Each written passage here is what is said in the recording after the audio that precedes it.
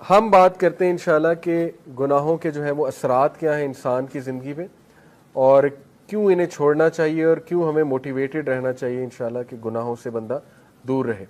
سب سے پہلی بات تو یہ سمجھ لیں، دیکھیں کہ گناہ کی نیچر ہی ایسی ہے کہ وہ آپ کو نقصان دے گا۔ یہ اس لیے نہیں ہے کہ اللہ آپ کو پنش کر رہا ہے، اللہ تو انسان کو پنش کرنا چاہتا ہی نہیں۔ قرآن میں ہے، سورہ نساء میں اللہ کہتے ہیں اللہ تمہیں پنش کر کے کیا کرے گا اگر تم اللہ کے ماننے والے اور اللہ سے استغفار کرتے ہو، اللہ کا شکر کرتے ہو۔ اصل میں تو انسان خود پنش کرتا ہے اپنے آپ کو۔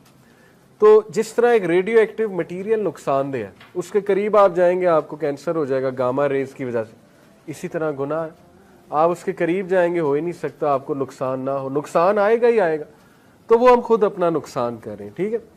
تو اس کے اثرات کیا ہیں، سم of the consequences of sun, ابن القیم کی کتاب سے اخذ شدہ ہیں یہ کانسیکوینسز، 9-10 کانسیکوینسز انہوں نے بتائے ہیں۔ یہ اس لیے ہے کیونکہ نفسیاتی طور پہ ہمیں جب ایک چیز کے اثرات پتہ لگ جائیں، کانسیکوینسز، تو موٹیویشن آ جاتی ہے اس سے بچنے کی، اس لیے بتا رہا ہوں، ٹھیک ہے۔ پہلی چیز ہے جی کہ نالج سے ڈپرائیو ہو جانا، جتنا بھی آپ کو علم تھا جو بھی تھا اس سے ڈپرائیو ہو جاتا ہے انسان، کیونکہ نالج لائٹ ہے، نور ہے، گناہ جو ہے وہ نور کو لے لیتا ہے۔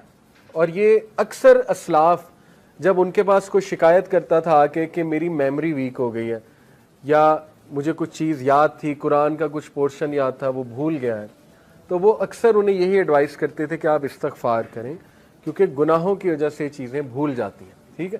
تو یہ ایک بہت بڑا اثر ہے، اللہ معاف کرے کسی نے قرآن حفظ کیا ہوا ہے اور وہ بالکل نکل گیا ہے دل سے، تو یہ ایک فکر کرنے والی بات ہے، اور اس کو کوشش کرنی چاہیے اس کو واپس لائے اور اپنے گناہوں کو بھی ظاہر ہے ان سے توبہ کرے۔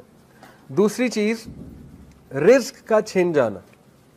اللہ کے نبی صلی اللہ علیہ وسلم نے فرمایا، ابن ماجہ کی حدیث ہے، صحیح حدیث ہے، ایک شخص کو رزق ملنا ہوتا ہے حلال سے، لیکن وہ جلد بازی کر کے گناہ کر کے وہی رزق حرام سے لے لیتا ہے، تو پھر اس کو ایکسٹرا کچھ نہیں ملتا، جو اس نے لے لیا وہ مل جاتا ہے، نہ اللہ کی ہیلپ اس کے ساتھ ہوتی ہے۔ اور یہ جو حدیث ہے جو میں ابھی سنانے لگا ہوں، یہ کیا ہے؟ A man is deprived of provision because of the sins that he commits۔ انسان کو رزق سے ڈپرائیو کر دیا جاتا ہے اس کے گناہوں کی وجہ سے۔ اب یہاں پہ ہو سکتا ہے آپ کے ذہن میں سوال ہے کہ نہیں یار فلانا اتنے گناہ کرتا ہے، وہ تو موجیں کر رہا ہے، ٹھیک ہے، اس نے تو پلاٹ بنا لیے، یہ کر لیا وہ کر لیا۔ تو دیکھیں رزق 4 طرح کا ہوتا ہے، financial wealth, emotional wealth, social wealth, time wealth. ہو سکتا ہے اس کے پاس فائنینشیل ویلتھ ہو لیکن نہ ایموشنل ویلتھ ہو۔ ایموشنل ویلتھ کیا ہے؟ ذہنی سکون، وہ بھی رزق ہے، غنا، ٹھیک ہے، دل میں ایک سیٹسفیکشن۔ اسی طرح ایموشنل ویلتھ میں ہے جذبات پہ کنٹرول، اینگر مینجمنٹ اچھی، اخلاق اچھا، یہ ایموشنل ویلتھ ہے۔ ہو سکتا ہے وہ بندہ اس سے محروم ہو۔ آپ نے کئی لوگ دیکھے ہیں کچھ بھی نہیں کھانے کو لیکن ذہنی سکون ہے اللہ کی طرف سے، اولاد دی اللہ نے، اولاد پل بھی رہی ہے ماشاءاللہ، اور نیک اولاد ہے، ٹھیک ہے، سب کچھ ہے، تو کیا یہ رزق نہیں ہے؟ بالکل ہے۔ سوشل ویلتھ اسی کو کہتے ہیں کہ آپ کی اولاد اچھی ہے، آپ کی بیوی اچھی ہے، آپ کا جو ہے وہ گھر والے اچھے ہیں، آپ کے ساتھ لائل لوگ جمع ہو گئے، تو وہ بھی رزق ہے۔ ٹائم ویلتھ، ٹائم میں برکت، آپ کے کام جلدی ہو جاتے ہیں، ٹھیک ہے، آپ کرتے ہی وہ ہیں جو اللہ سبحانہ و تعالیٰ کو پسند ہے، یہ ٹائم میں برکت ہے۔ تو جب ہم گناہوں میں پڑتے ہیں تو یہ ہمارا رزق ڈپرائیو ہوتا ہے، ٹائم سے برکت اٹھ جاتی ہے، ٹینشنیں بڑھ جاتی ہیں، ٹھیک ہے، ٹائم مینجمنٹ ویک ہو جاتی ہے۔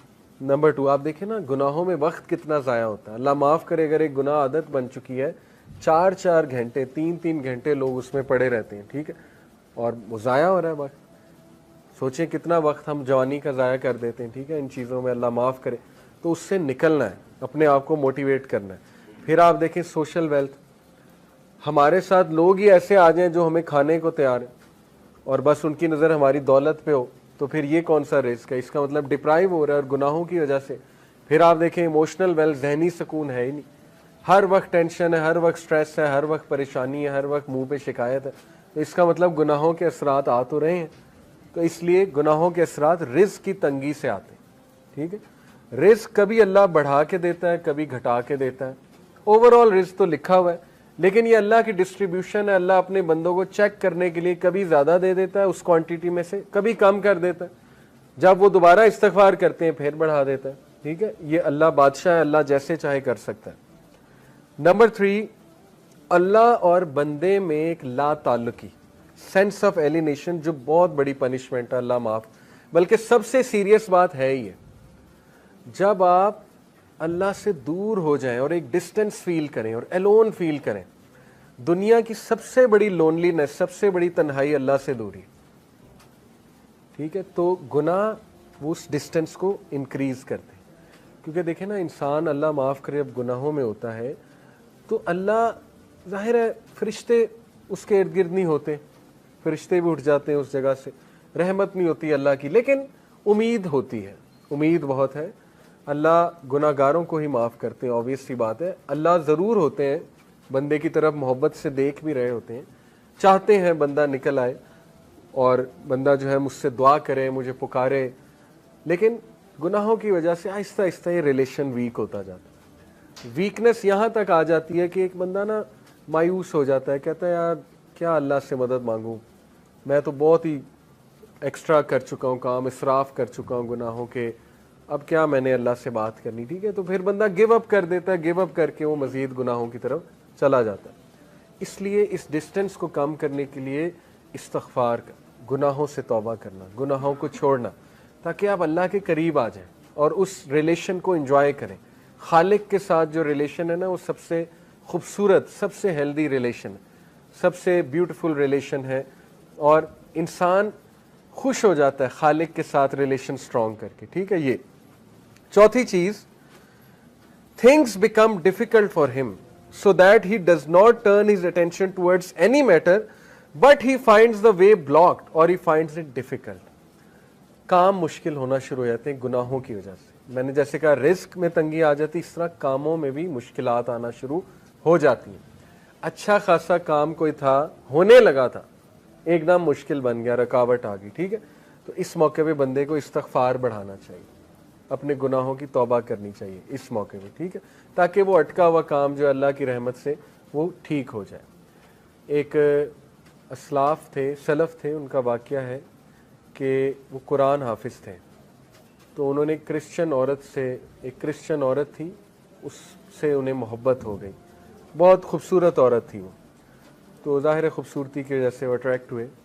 उस क्रिश्चियन औरत ने उनके सामने शर्त ये रखी कि तुम इस्लाम छोड़ दो, इस्लाम छोड़कर जो है ना वो फिर तुम मुझे पालोगे। तो वो जो सलफ थे उन्होंने बात मान ली, अल्लाह माफ़ करे, ही left Islam for the sake of women, उससे इम्प्रेस हो गए।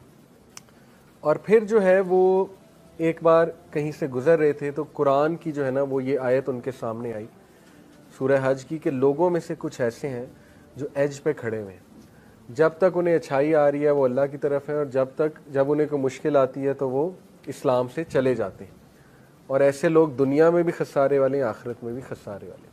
तो वो इतना रोए ये आयत सुन के कि अल्लाह ने मुझे मैसेज दे दिया है, उन्होंने तौबा की और वापस आए। तो मैं आपको बताने का मकसद ये कि कई असलाफ आपको नज़र आएंगे जो बाद में मुहद्दिस बने, बड़े बड़े टीचर्स बने, दीनदार लोग बने, उन बहुत डार्कनेस में थे, बहुत ज़्यादा। जैसे अब्दुल्ला बिन मसलम का वाक़या है, इमाम बुखारी के टीचर, शराबी थे, शराब छूटती ही नहीं थी, ठीक है, शराब के नशे में धुत थे। एक दिन इमाम अश-शाबी आए, जो कि उस दौर के बहुत बड़े मुहद्दिस थे, गधे पे सवार थे वो, क्योंकि रसूलुल्लाह की सुन्नत है, गधे पे रसूलुल्लाह ने सफ़र किया हुआ है। उन्होंने बड़ा मजाक उड़ाया, अब्दुल्ला बिन मसलम ने शराब के नशे में धुत बेशर्मी से उनके सामने गए, कहते हैं भाई कौन हो तुम, लोग तुम्हारे इर्द गिर्द जमा हो रहे हैं, किधर से आए हो। इमाम अश-शाबी ने कहा जी मैं मुहद्दिस हूँ। उन्होंने कहा जी मुहद्दिस क्या होता है। इमाम अश-शाबी ने कहा मुहद्दिस होता है जो हदीस सुनाता है। तो उन्होंने बेशर्मी से कहा अच्छा मुझे भी सुना, देखते हैं मुझ पे कितनी असर करती है। शराब के नशे में धुत थे तो उन्होंने हदीस सुनाई कि नबी अकरम सल्लल्लाहु अलैहि वसल्लम ने कहा जब तू शर्म ना कर तो जो चाहे कर। आप देखेंगे कितने ज़हीन थे कि वही मौका था, वो बेशर्मी से आया था ना। अल्लाह के नबी ने कहा ठीक है, ये इस तरह है जैसे एक बाप बेटे को नहीं कहता जा फिर जो करना कर। तो देखें वो हदीस ऐसा उनके ऊपर गिरी पहाड़ बन के। उन्होंने कहा कि मैं उसी वक्त बस तौबा की, इरादा किया कि अल्लाह मैं इतना बेशर्म हो गया हूँ। और माशाल्लाह आप देखें वो अब्दुल्ला बिन मसलम इमाम बुखारी के उस्ताद, ठीक है, हदीस के हवाले।